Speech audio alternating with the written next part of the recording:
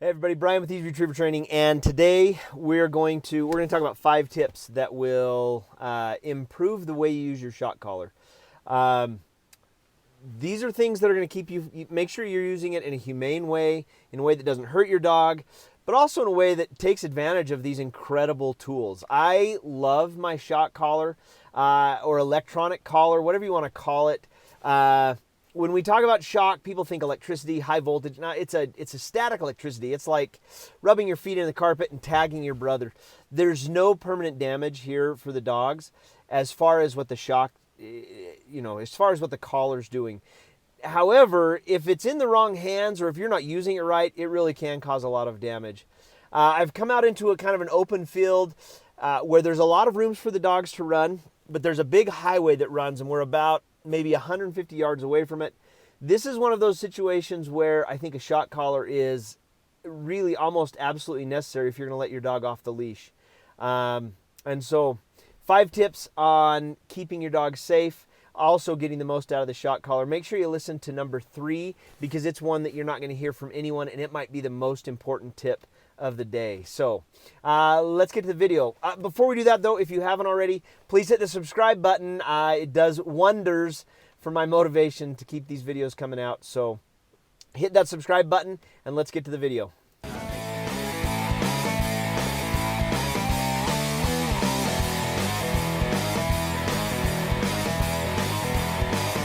Okay, so for the very first tip, and this is probably the most obvious one, is it's got to be fitted right on his neck. And if you watch a lot of the guys who are running dogs in the AKC events, you'll notice that usually wear them, usually higher up on the neck rather than lower down.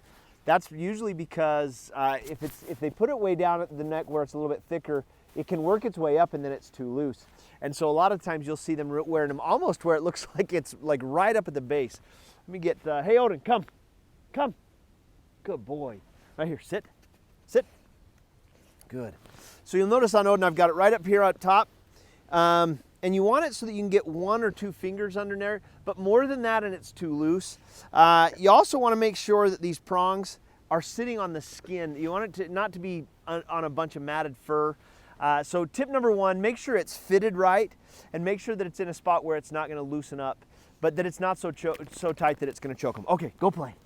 All right, tip number 2 has to do with the way you keep it stored. Any decent dog collar system that you buy, any e-collar system that you're going to buy, especially if you're an outdoorsman and you like to get outside, is going to be waterproof, and you want both the remote and the collar to be waterproof. But the charging apparatus, whatever that might be, may not be waterproof. And I don't like, I've more than once I've gone on a search for my charger around the house because I had it set out, I charged it before a big hunt or before a big hike, and I come home and my wife has moved it. And so I like to keep the charger with me and with all of my other dog stuff in the bucket. And so what I like to do is just keep it in a gallon Ziploc bag. It's one of the double zip. Doesn't have to be, you don't have to spend a lot of money on these. Then I just keep the charger and the collar and the hand and the remote all in the same bag. When I get to wherever we're going, I pull it out and it's all right there. As soon as we get back to the truck, I take it off and it goes back in the bag. So there's tip number 2. All right, so tip number 3, and this is the one that I think, I've never seen anyone use a shock collar like this, or at least talk to people about using a shock collar like this, and that is to use it in place of a clicker. If you haven't watched my video on clicker training and how to charge a clicker or introducing a dog to clickers, check on those videos right up here. But what we're going to do today, I'm going to show you, Odin, this is the first time he's ever had a shock collar on. So I'm going to basically charge the shock collar the way I do with a clicker. Now, the feature that I'm going to use, and I suggest that if you get a shock collar, if you get an electric collar, I suggest that you get one that has 3 functions. You want one that has stimulation, vibration, and tone. And tone is the one that we're going to use. And so what we're going to do is I'm going to use the tone of the collar the same way that I use a clicker. And so to charge that, I'm just going to take a treat, put it on the ground, and when Odin eats it, I'm going to click. Good boy. And I'm going to do both of those at the same time. Now, I'm going to put the clicker away. Odin already knows what the clicker is, but I'm just going to do that 4 or 5 times. and get Odin used to the tone of the collar the same way I got him used to a clicker. Good boy. Good boy. Oh, it's taking him a little longer to chew those up. Now, here's the benefit to this, is that one of the most difficult things to training dogs of any breed is the timing of your acknowledgement, the timing of your praise and of the reward, whatever that reward might be. And so if you're doing retrieves at 100 yards and your dog goes out and you do a whistle stop at 50 yards and he spins around and sits on a dime, one of the challenging things can be to reward that early on so that he knows that's what you want. Good boy. Good. And so what we're going to do is, once he's used to this tone and knows that that's a good thing, what we're going to do is we're going to send him out there, we're going to blow the whistle, and when he turns around and sits, we're going to give him the good boy tone. We're going to give him the clicker or the tone on our collar. Good boy. The reason I really like this feature is because it takes what usually, let's be honest, shock collars and e-collars have a really negative stereotype. In fact, they're outlawed in some countries like the UK. But this opens up a whole new way to use the e-collar. It provides a way to give positive reinforcement when they're doing what you want them to. Oh, good boy. Good boy. Yeah, you're being so good. So this is tip number 3. And again, I think this is the one thing I've not ever seen anyone teach this particular use of an e-collar. And in my book, if I were to write an e-collar book, this would be the number one thing that I would highlight. In fact, I would suggest that there's even some benefit if you're really adverse to using any kind of electric stimulation at all. Take the probes out and don't even use that. Just use the tone on this as a clicker, and you can give your dog that positive reinforcement when they're 100 yards away. The other benefit to this versus any kind of a positive reinforcement training or anything that would be adverse to using e-collars is the fact that I can get my dog's attention when they're 100 yards away. Whereas, you know, if my dog's out of the range of a clicker noise and there's something that distracts him to the level of not paying attention to my calls, I have some way to reinforce it. So that is, I think, the biggest positive or the biggest potential out of these collars. So there's number 3. That's the one that nobody's talking about. There's your little that's your special spot, your special sauce with the e-collar. When anyone gives you flack for having one on your dog, just explain the positive reinforcement tool that it is. Let's jump over to tip number 4. Good boy. Okay, tip number 4, and this is, I don't know how to emphasize this one enough. An electric collar is not a tool that you use to introduce your dog to a new command. This is a finishing tool. And so whatever process you've been using to teach your dog the commands, whether that's treats or clickers or a leash, some kind of a pressure collar, whatever process you've been using, those steps need to be in place. And if you're working the command sit, or if you're working the command come or heel or fetch, whatever, all of those things need to be introduced and proofed, meaning you've taught them, you've worked on sit inside the house, in the backyard, in the front yard, with distractions, and then out in the open field, and you've done all of that, and you know without a shadow of a doubt that your dog is well versed and very comfortable with the command sit and what you mean when you say that. Then this becomes the finishing tool. This is how we're going to eliminate any hesitation. If you give the command and the dog hesitates, then we're going to introduce the vibration or the stimulation. The next part of this is when you do introduce it, make sure you start on the lowest setting. Like I said in the previous tip, one of the tips before already, I like the collars that have 3 features or 3 functions. I want tone, vibrate, and stimulate. And so I'm going to use the tone, like I said, for the positive reinforcement. I'm going to start with vibration. Some dogs, very sensitive dogs, that's all you're going to need. If your dog doesn't respond to vibrate, then you can move to the stimulation, but you're going to start at the lowest setting. And you want to just go high enough until you get your dog's attention, until and you'll notice this, watch his head.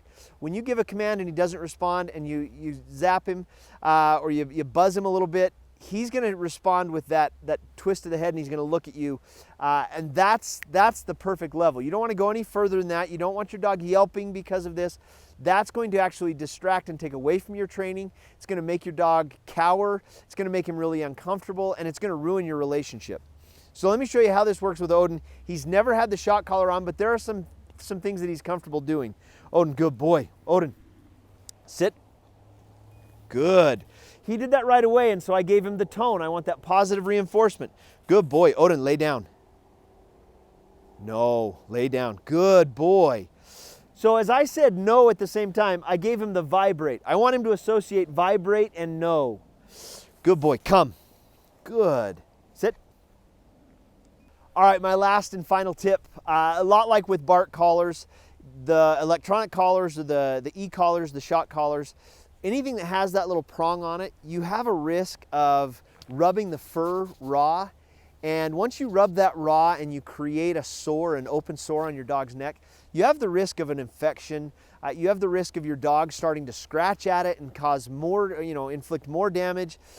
So you want to make sure that you're not leaving the collar on your dog for long periods of time.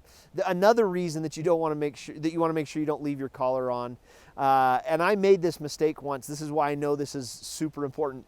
I left my collar on my dog one time, came in, sat the remote up on top of what I thought was out of my kid's reach, went into the other room, came out about 5 minutes later, and my kids had the remote, and I could see that, luckily I had it turned down to a rather low setting, but I could see my dog sitting over in the kennel from where I was standing in the kitchen, and scratching, and his head was twitching, and I realized that my kids were in there, not realizing that this was on my dog and that it was turned on.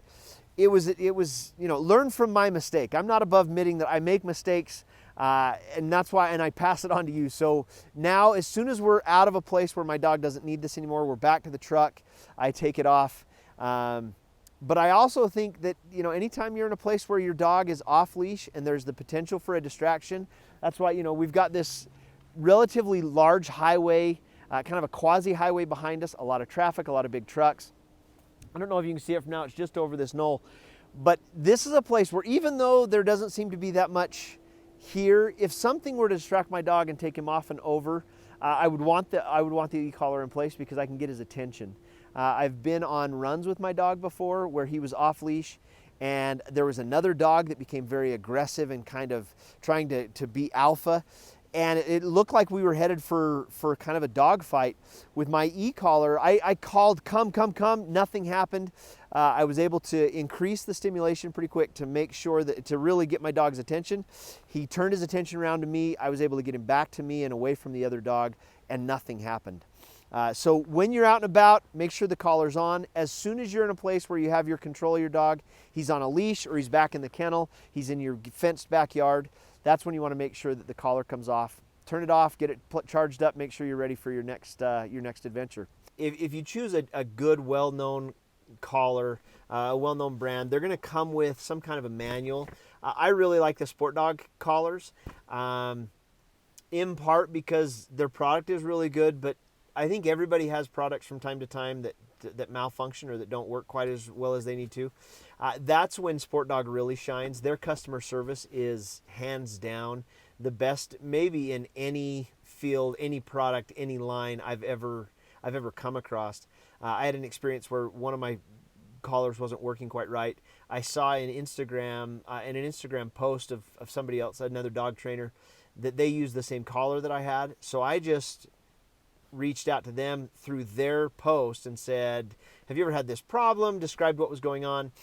And Sport Dog was tagged in the original post. So when somebody from Sport Dog came across the post, saw my comment, and they reached out to me, gave me a number to call. I called it, we were able to get the collar reset, and all of my problems were taken care of. So hands down, Sport Dog is like the best customer service. I've never had anyone from any company whose customer service has reached out to me to fix a problem. So usually it's the other way around. All Sport Dog e-collars come with this really good manual, and it walks you through kind of the step by step of using these devices, these tools, and you'll want to read that closely before you put it on your dog's neck. So thanks for watching. I'll see everybody in the next video.